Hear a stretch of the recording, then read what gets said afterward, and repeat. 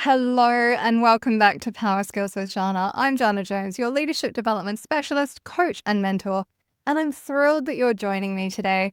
Strap in, friends, because we are diving into a topic that is mission critical for every leader in today's fast-moving world: upskilling and reskilling.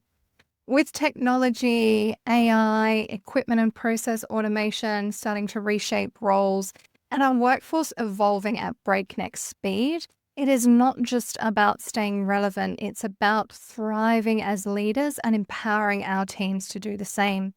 This episode is all about acknowledging that change is our only constant and embracing adaptability as a superpower.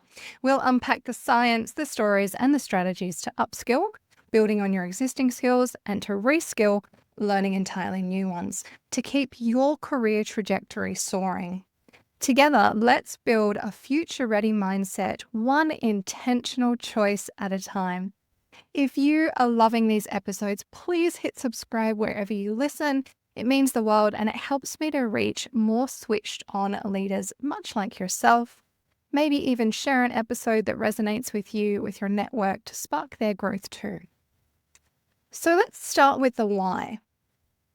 The world of work is changing and fast.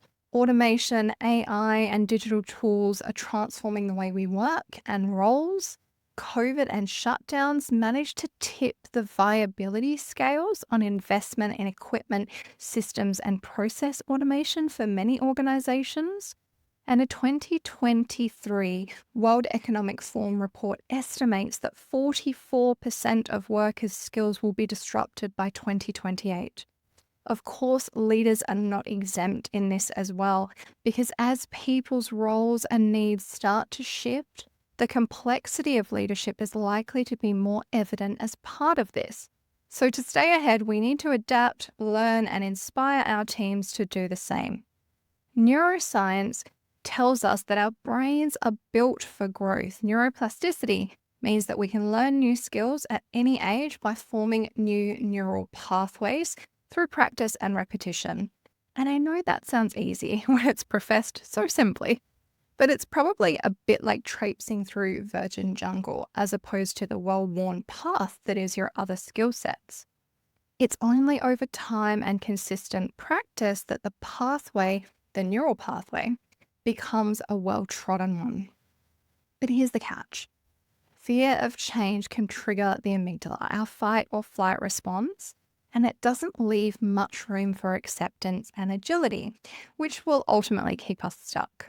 The antidote may very well be a growth mindset, embracing adaptability and development as core leadership skills. I worked with a mid-level leader in tech who felt that her role was at risk due to automation, process automation in particular. She was skilled in project management, but lacked the data analytics expertise that she felt were needed moving forward. By committing to reskilling in data visualization and upskilling her leadership presence, she not only future-proofed her role, but became her team's go-to for strategic insights. That is the power of embracing change. As leaders, upskilling and reskilling aren't just personal. They shape how we model growth and empower our teams and build really resilient cultures. So let's get practical and talk about how to adapt and thrive.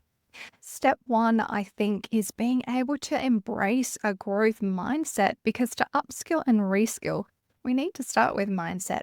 Carol Dweck's research on growth mindset shows that believing you can learn fuels your success.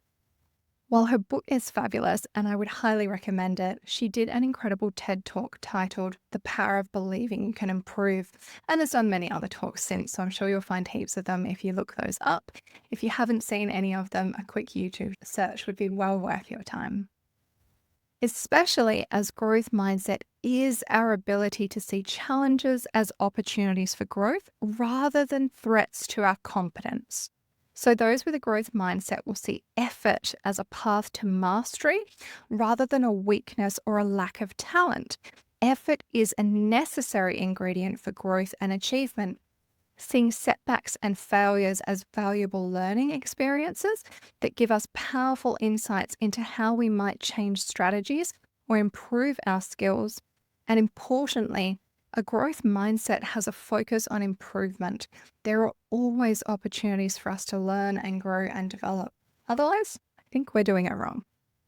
The opposite of a growth mindset would be a fixed mindset, in which people believe that intelligence and abilities are fixed traits that cannot be significantly changed. And as such, those with a fixed mindset will tend to avoid challenges because they may expose a lack of talent or feel that their effort is pointless because it's a sign of weakness, and failure then, of course, becomes devastating.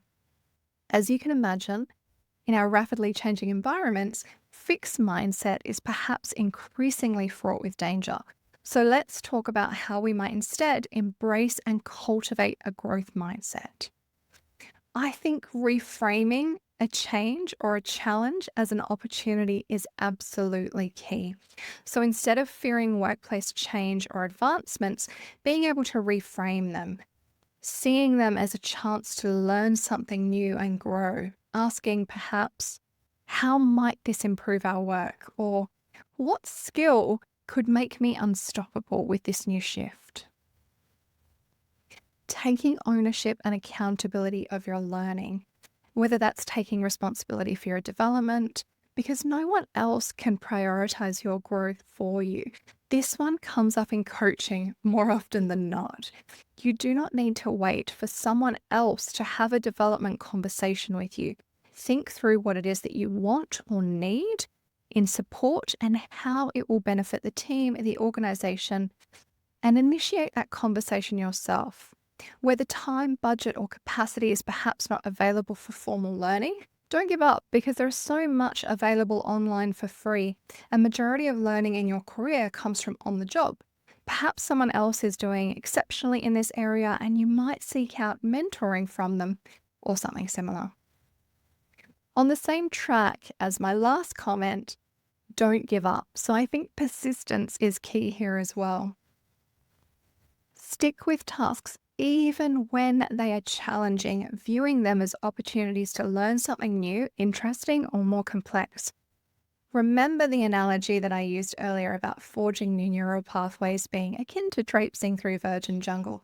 The path only becomes well-trodden and easier with persistence.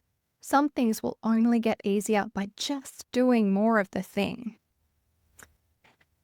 And of course, learn from criticism and feedback. Goodness, this seems to be coming up as a new bad word, the criticism word. Hopefully it is in the form of constructive feedback, but we do still register it as critique regardless of how well it is delivered. It's our ability to see it as a source of valuable information that will help us to improve, rather than a personal attack. That is what truly matters. Even if it's sharp, if it's hard at first, as we build our growth mindset, our ability to focus on the opportunity to learn and to develop, that will start to become quicker. And be inspired by others' successes. Rather than feeling threatened, learn from the accomplishments of others. Take it as an opportunity for you to see what is truly possible. It is so important to always remember that the success of others does not mean that there is less success to go around. It means that we're in the presence of successful people. And with a growth mindset, you're absolutely in the right room. One other thing that I would mention here is, especially as leaders, being able to praise progress and process rather than intelligence. So when we're encouraging our teams, consider praising their effort and their strategies for achieving progress consistently over time, rather than their innate talents. Why? Because there are things that all of the team members can do to contribute to that progress, and you're showing them that what you're acknowledging is what good looks like. It's beyond their innate talents. It's something that is within reach with a little bit of effort by all of those involved. And finally, of course, role model adaptability. Show your team that learning is a strength, not a weakness. As a leader, you don't have to know everything all the time. Share your own learning and development journey openly. I've been in executive meetings with a CEO who shared some really valuable insights that they had from a meeting with their mentor recently and related that directly to what the whole team was discussing. That did two really valuable things. It demonstrated that even the head of the organization found value in the insights from others, and they still had things to learn from themselves. It also helped that they shared those insights with others in a way that was valuable and meaningful for them in relation to their current discussion. They didn't pass it off as their own knowledge and intelligence. Learning was instead role modeled as a strength. So step one, embracing a growth mindset, was a wee bit longer than my usual 4 to 5 dot points, in particular because it's such an important topic. However, I have done a full episode on cultivating growth mindset. I believe it is episode 17. So if you like to take an even deeper dive, perhaps you might like to go and seek that one out, because your mindset really does set the tone for you and your team. Step two, identify skills for the future, because not all skills are equal. And of course, it depends on your own intention as to what you might dig deeper into here. Focus on what is relevant to your role and your industry. Start by staying informed. What is emerging in your industry? Are there job roles, in-demand skills? You might do what I like to call a little gentle LinkedIn research, reviewing some people with similar roles to yours or roles that you might like to achieve in the future, as well as job advertisements. Are they seeking any new skills and experience that may be valuable for your own development? Skills insights or industry reports can also highlight trends, such as AI literacy or emotional intelligence, for example. Then, using your research, assess your skills. List your existing hard skills, the technical skills, and the soft skills, the interpersonal skills, or what I like to call the power skills, including those things that are outside of your work, such as planning or problem solving. Consider some of your transferable skills with a focus on the power skills that can be applied across jobs and industries, such as communication, adaptability, collaboration. Reflect on your current skills versus the emerging demands. Are there any gaps that you might like to start to pursue? Then, sometimes we don't know what we don't know, so I'd thoroughly recommend seeking out the feedback. Once you have done some of your own thinking and research on what may be of value to you or what is possible, consider asking colleagues, friends, or mentors to provide their insights into your strengths and growth opportunities as well, perhaps sharing some of your research with them. And then prioritize those high impact skills, because sometimes we can end up with a very, very long list that seems incredibly overwhelming. So I would thoroughly recommend that you start to prioritize here as well. For leaders, power skills like adaptability, collaboration, and strategic thinking are evergreen. Perhaps technical skills like data analysis or digital tools might be your reskilling edge. For team members seeking leadership growth, it may be volunteering to lead an improvement project to develop their skills in planning, development, implementation, cross-department collaboration, and all of those good things, as well as an opportunity to demonstrate their leadership through influence as well. And of course, engage your team.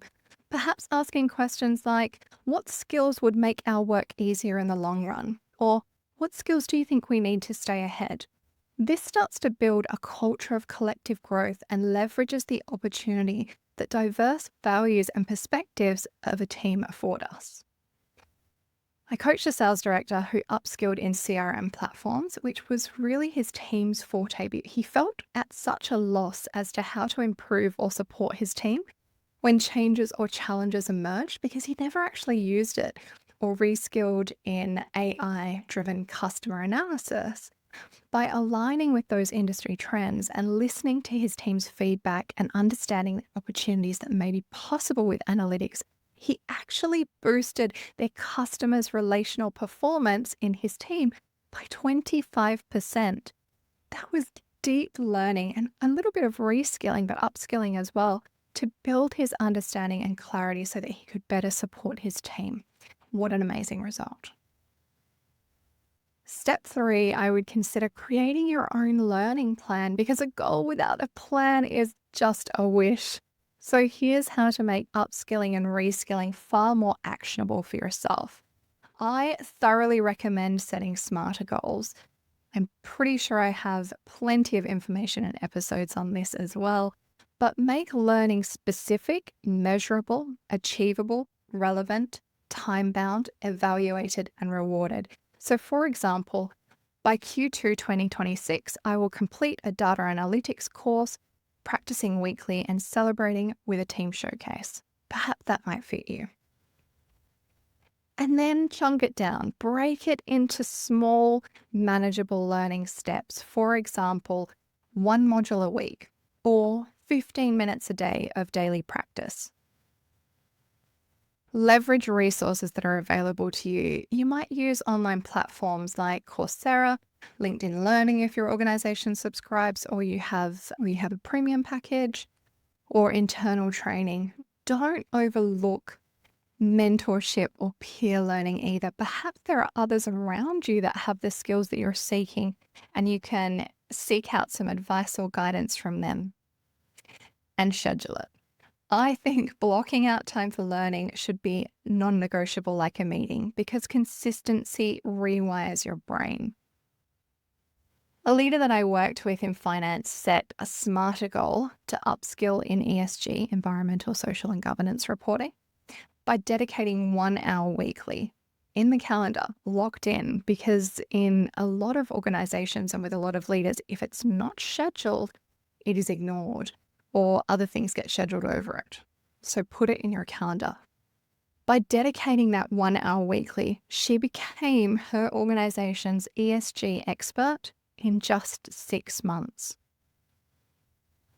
And step 4, lead and inspire a learning culture, because as a leader, your growth and development, especially when you're open and authentic about it, is going to inspire and motivate others. So here's how to purposefully foster more of a learning culture. Lead by example, role model vulnerability and a growth mindset.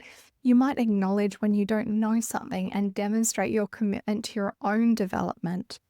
Sharing your upskilling journey. For example, you might say, I'm actually learning more about Power BI at the moment because I want to understand our team's data better and some improvement opportunities as well. Actively participate in learning. Show your commitment by attending workshops. Honestly, senior leaders are the ones I usually need to follow up with the most when I'm doing learning and development in organizations. I've even had a leader to call me and ask me if they really needed to attend their own team's development and alignment day.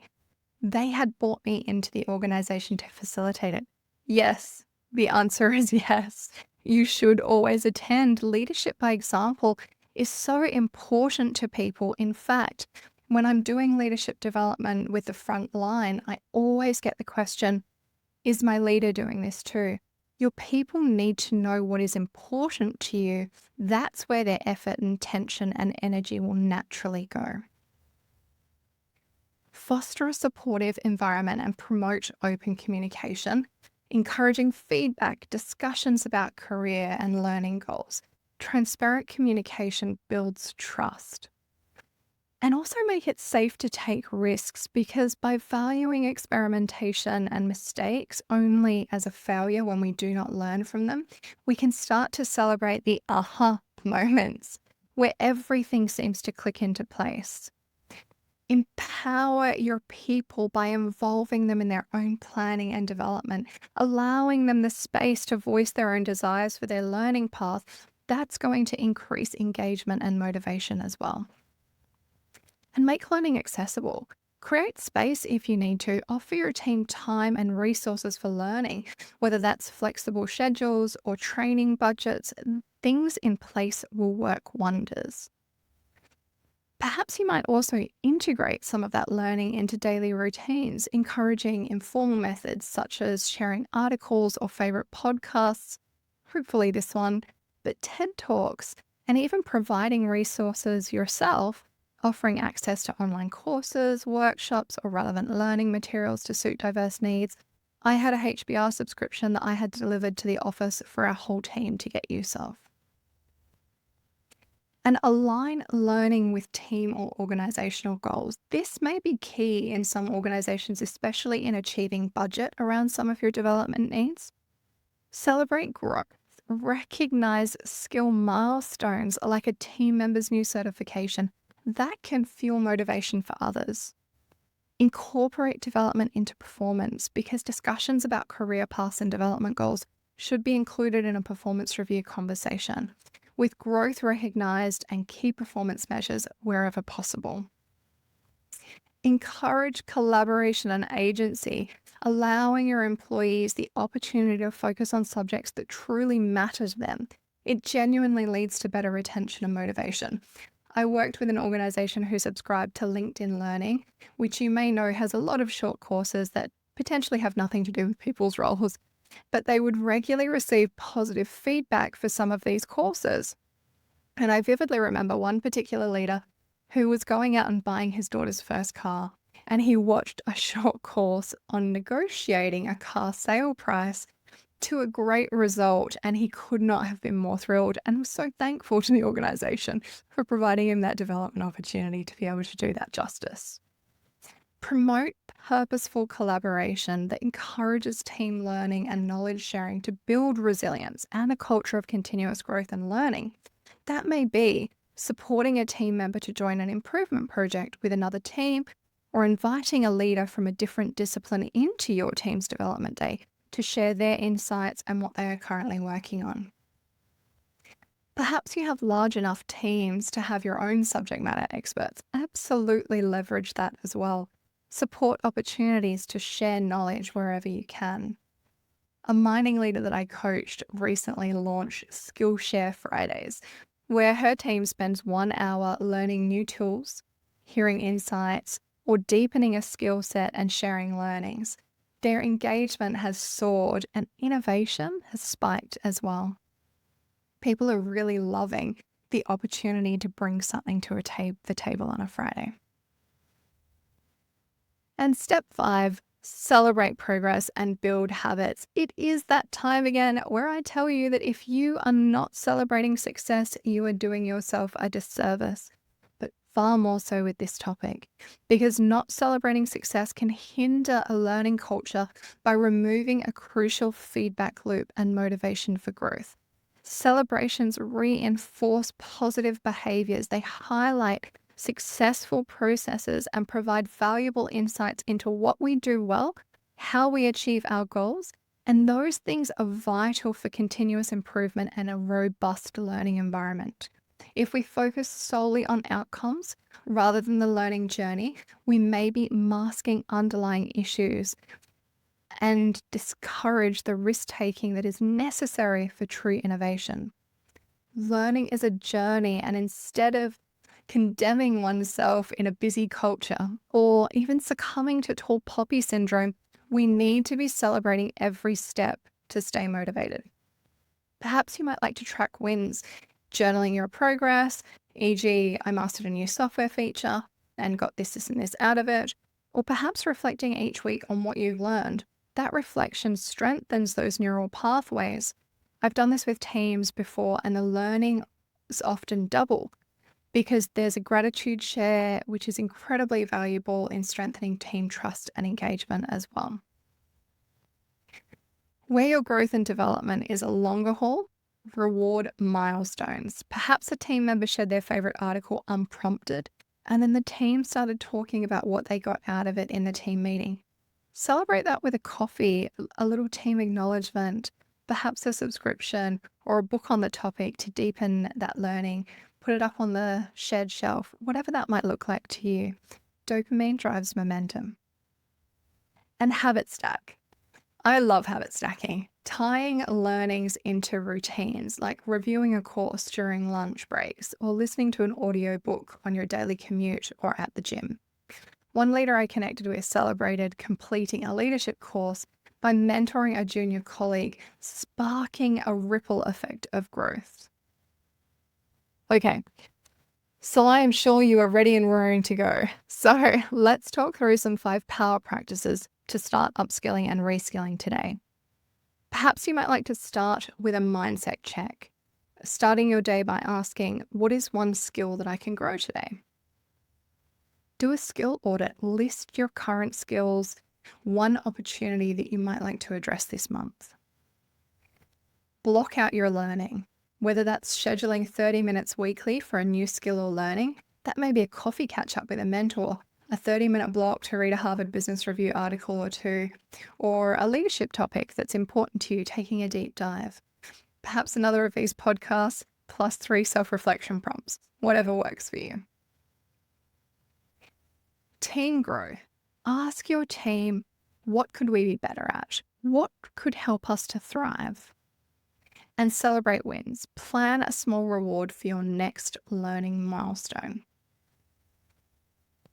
Okay, friends, let's pause. Grab a pen, only if it's safe to do so, or simply think through these. What is one skill that you need to stay future ready?